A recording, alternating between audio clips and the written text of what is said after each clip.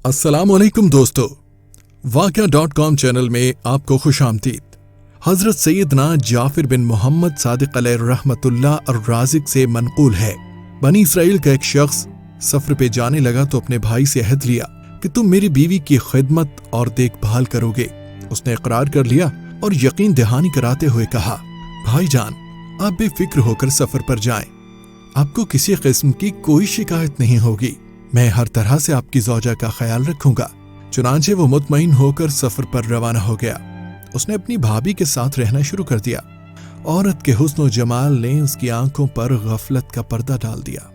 वो अपनी भाभी पर आशिक हो गया और अपने भाई से किए हुए अहद को तोड़कर उसकी बीवी को अपने इरादे से आगाह करते हुए गुनाह की दावत दी। औरत पाक दामनो बाहया थी। उसने इनकार कर दिया। जब बदबख्त खाइन देवर अपनी कोशिश में नाकाम होने लगा तो धमकी देते हुए कहा, अगर तुमने मेरी बात न मानी तो मैं तुम्हें हलाक कर दूंगा। औरत ने कहा, खुदा अल्लाह अज़्ज़ा वजल की कसम, मैं तुम्हारी गुनाह भरी दावत हरगिज हरगिज कबूल न करूंगी, तुम जो चाहे कर लो। पाकबाज औरत के ईमान अफरोज और जुर्रतमंदाना अंदाज को देखकर वो खामोश हो गया। जब उसका भाई सफर से वापस आया तो कहा, मेरे भाई, जानते हो तुम्हारी बीवी ने तुम्हारे जाने के बाद क्या गुल खिलाया? सुनो, वो मुझे बदकारी की दावत दिया करती थी। तौबा तौबा, वो बड़ी बदचलन है। उसने तुम्हारे जाने के बाद न जाने क्या क्या बुरे काम किए हैं। भाई की बातें सुनकर उसे बहुत गुस्सा आया। उसने कहा, जानते हो तुम क्या कह रहे हो? कहा, भाईजान, अल्लाह अज़्ज़ा वजल की कसम, मैं बिल्कुल सच कह रहा हूँ। मैंने हकीकत वाज़े कर दी है, अब तुम्हारी मर्जी। भाई की बातें सुनकर उसके दिल में ये बात जम गई कि वाकई मेरी बीवी ने खयानत की है। गम और गुस्से की वजह से उसने अपनी बीवी से बातचीत बिल्कुल बंद कर दी।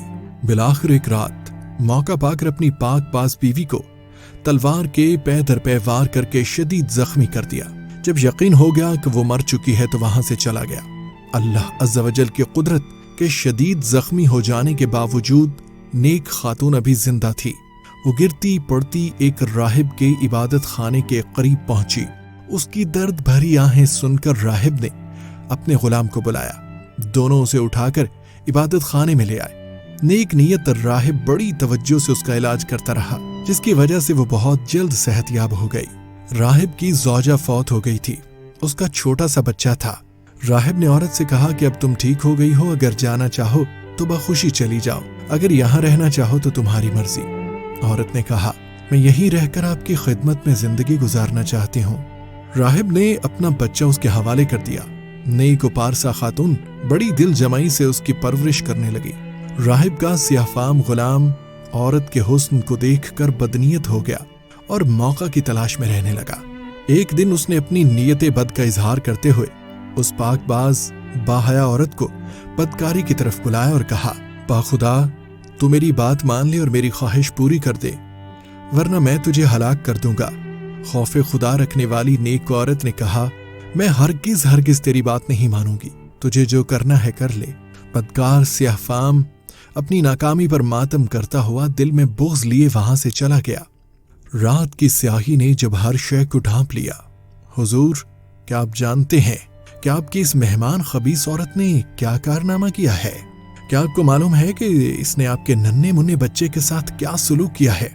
आपने उसके साथ एहसान किया, लेकिन इसने आपके बच्चे के साथ बहुत बुरा सुलूक किया है। हाय हाय, कैसी जालिम औरत है। राहिब गुलाम की बातें सुनकर बहुत मुतअज्जिब हुआ और परेशान होकर कहा, तेरा नास हो, बताओ तो सही उसने मेरे बच्चे के साथ क्या किया है? कहा, हुजूर, उसने आपके लाडले बच्चे को ज़बाह कर डाला है। अगर यकीन नहीं आता तो खुद चलकर अपनी आंखों से देख ले। राहिब दौड़ता हुआ वहां पहुंचा तो देखा कि वाकई बच्चे का गला कटा हुआ है। सियाफाम गुलाम औरत के पास आया। बच्चा उसकी गोद में रो रहा था और वो उसे बहला रही थी। जालिमो शहवत परस्त सियाफाम गुलाम ने तेज छुरी से बच्चे का गला काट दिया। चंद ही लम्हों में उसने तड़प तड़प कर जान दे दी। गुलाम दौड़कर राहिब के पास गया और कहा, और उसका जिस्म खून में लथपथ है। राहिब ने औरत से पूछा, मेरे बच्चे को क्या हुआ? कहा, मैंने इसके साथ कुछ नहीं किया, बल्कि आपके गुलाम ने मुझे गुनाह की दावत दी। जब मैंने इनकार किया, इसने बच्चे को कत्ल कर दिया। मैं इस मामले में बिल्कुल बेकसूर हूँ। राहिब ने कहा, अल्लाह अज़्ज़ा वजल की कसम, मैं बंदी, तूने अपने मामले में मुझे शक में मुब्तला कर दिया है। اب میں نہیں چاہتا کہ تو میرے ساتھ رہے، یہ 50 دینار لے جا اور جہاں تیرا جی چاہے چلی جا، یہ دینار تیری ضروریات میں کام آئیں گے۔ عورت نے 50 دینار لیے اور اللہ کی رحمت سے امید لگائے غیر متعین منزل کی طرف چل دی۔ ایک بستی کے قریب سے گزری تو دیکھا کہ مجمع لگا ہوا ہے اور ایک شخص کو پھانسی دینے کے لیے لایا جا رہا ہے۔ بستی کا سردار بھی وہیں موجود تھا۔ عورت سردار کے پاس گئی اور کہا، کیا ایسا ہو سکتا ہے کہ تم مجھ سے 50 دینار لے لو اور اس شخص کو آزاد کر دو؟ سردار نے کہا، لاؤ رقم میرے حوالے کرو۔ عورت نے 50 دینار دیے تو سردار نے قیدی کو رہا کر دیا۔ وہ قیدی اس پاک باز صابرہ خاتون کے پاس آیا اور کہا، میری جان بچا کر آپ نے جو احسان کیا ہے، آج تک کسی نے مجھ پر ایسا احسان نہیں کیا۔ اب میں آپ کی خدمت کروں گا یہاں تک کہ موت ہمارے درمیان جدائی کر دے۔ چنانچہ وہ شخص اس عورت کو لے کر ساحل سمندر پر پہنچا۔ کشتی چلنے ہی کو تھی، دونوں کشتی میں سوار ہو گئے۔ عورت کا حسن و جمال دیکھ کر سارے مسافر حیران رہ گئے۔ وہ عورتوں والے حصے میں بیٹھ گئی۔ لوگوں نے قیدی سے کہا، یہ حسین و جمیل عورت کون ہے؟ اس بدبخت نے کہا، یہ میری زر خرید لونڈی ہے۔ کشتی میں موجود ایک شخص جو اس عورت کے حسن میں گرفتار ہو چکا تھا، اس نے کہا، کیا تم اپنی لونڈی فروخت کرو گے؟ کہا، میں اسے بیچنا نہیں چاہتا کیونکہ وہ مجھ سے بہت زیادہ محبت کرتی ہے۔ جب اسے معلوم ہوگا کہ میں نے اسے بیچ دیا ہے تو اسے میری طرف سے بہت تکلیف پہنچے گی۔ اس نے مجھ سے عہد لیا ہے کہ میں اسے کبھی نہ بیچوں گا۔ مسافر نے کہا، تو مجھ سے منہ مانگے قیمت لے لے اور خاموشی سے چلا جا، تجھے کیا ضرورت ہے کہ تو اسے بتائے؟ لالچی و احسان فراموش دھوکے باز قیدی نے مال کے وبال میں پھنس کر مسافر سے بہت سارا مال لیا اور کشتی سے اتر گیا۔ مسافر نے اس خرید و فروخت پر تمام مسافروں کو گواہ بنا لیا۔ عورت چونکہ مستورات والے حصے میں تھی اس لیے اس معاملے سے بے خبر رہی۔ جب مسافر کو یقین ہو گیا کہ اس کا مالک جا چکا ہے، اب واپس نہیں آ سکتا، تو وہ عورت کے پاس آیا اور کہا، آج سے تم میری ملکیت میں ہو، میں نے تمہیں خرید لیا ہے۔ عورت نے کہا، اللہ عز و جل کا خوف کر، تو نے مجھے کیسے خرید لیا جبکہ میں آزاد ہوں اور کسی کی ملکیت میں نہیں؟ مسافر نے کہا، ان باتوں کو چھوڑ، تیرا مالک مجھے یہاں بیچ کر یہاں سے جا چکا ہے، اب نہ تو اپنے مالک کے پاس جا سکتی ہے، نہ ہی وہ رقم واپس کر سکتی ہے جو تیرے مالک نے مجھ سے لی ہے۔ میں نے مال کثیر دے کر تجھے خریدا ہے اور تمام مسافر اس پر گواہ ہیں، اگر یقین نہیں آتا تو ان سے پوچھ لے۔ سب مسافروں نے کہا، اے اللہ عز و جل کے دشمن، اس نے واقعی تجھے خریدا ہے، ہم سب اس پر گواہ ہیں۔ نیک پاک باز جرت مند عورت نے کہا، تمہارا ناس ہو، اللہ عز و جل سے ڈرو، خدائے عز و جل کی قسم میں آزاد ہوں، آج تک کبھی کوئی میرے مالک نہیں بنا، میں کسی کی لونڈی نہیں کہ مجھے کوئی بیچے، تم اس معاملے میں اللہ عز و جل سے ڈرو۔ لوگوں نے اس مسافر سے کہا، یہ اس طرح باز نہیں آئے گی، اس کے ساتھ جو سلوک کرنا ہے کر ڈال، خود ہی مان جائے گی۔ یہ سن کر مسافر اس کی طرف بڑھا۔ جب اس مظلومہ کو اپنی عزت کا خطرہ محسوس ہوا تو اس نے کشتی والوں کے لیے بد دعا کی، فوراً ان سب کو لے کر ڈوب گئی۔ سب کے سب غرق ہو گئے اور کشتی کے تختے پر عورت کے علاوہ کوئی باقی نہ بچا۔ وہ عید کا دن تھا، بادشاہ اپنی رعایا کے ساتھ ساحل سمندر پر آیا ہوا تھا، تمام لوگ خوشیاں منا رہے تھے۔ جب بادشاہ نے کشتی کو ڈوبتے دیکھا تو فوراً تیراک سپاہیوں کو حکم دیا، جلدی سے کشتی والوں کی مدد کو پہنچو۔ سپاہی گئے تو انہیں اس نیک عورت کے علاوہ کوئی اور زندہ نہ ملا۔ وہ اسے لے کر بادشاہ کے پاس آئے۔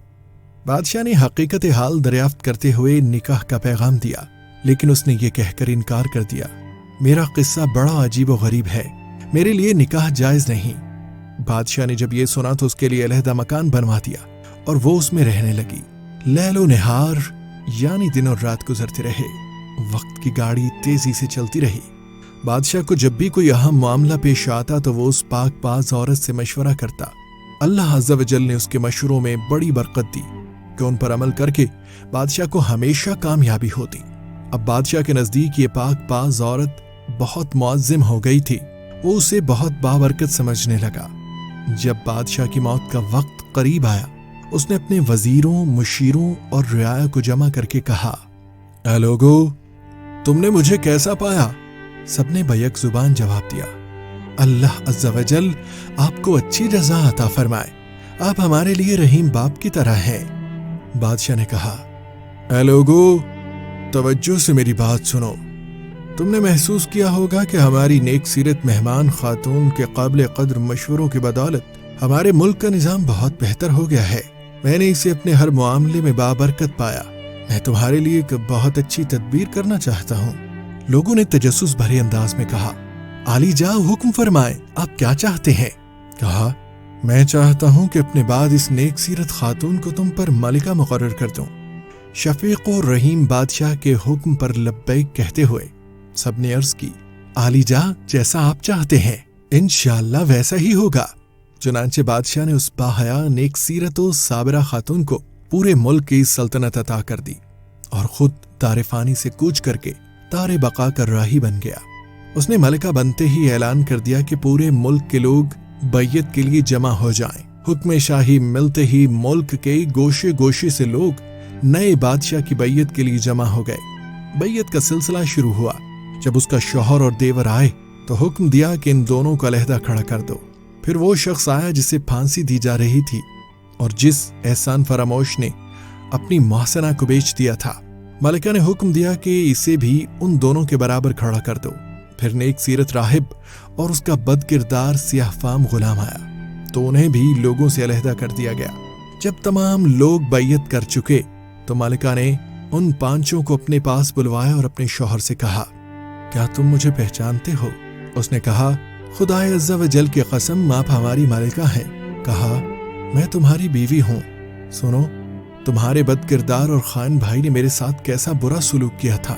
یہ کہہ کر سارا واقعہ اسے بتایا اور کہا، اللہ عز و جل خوب جانتا ہے کہ تم سے جدا ہونے سے لے کر آج تک مجھے کسی مرد نے نہیں چھوا۔ میں آج بھی پاک دامن و محفوظ ہوں۔ پھر اس نے اپنے دیور کو بلا کر پھانسی کا حکم دے دیا۔ پھر راہب سے کہا کہ اگر آپ کی کوئی حاجت ہو تو بتاؤ، میں وہی عورت ہوں جو تمہارے پاس زخمی حالت میں آئی تھی۔ تمہارے بیٹے کو تمہارے اس ظالم و شہوت پرست سیاہ فام غلام نے ذبح کیا تھا۔ پھر غلام کو بلوا کر اسے بھی قتل کروا دیا۔ اب اس شخص کی باری تھی جسے پھانسی دی جا رہی تھی اور ملکہ نے اسے بچایا تھا۔ جب وہ آیا اسے بھی قتل کر دیا گیا اور اس کی لاش چوراہے پر لگا دی گئی اور یوں وہ اپنے انجام بد کو پہنچ گیا۔ باحیا پاک دامن خاتون نے حران اپنی عزت کی حفاظت کی، احکام خداوندی عز و جل کو پیش نظر رکھا اور صبر و استقامت سے کام لیا۔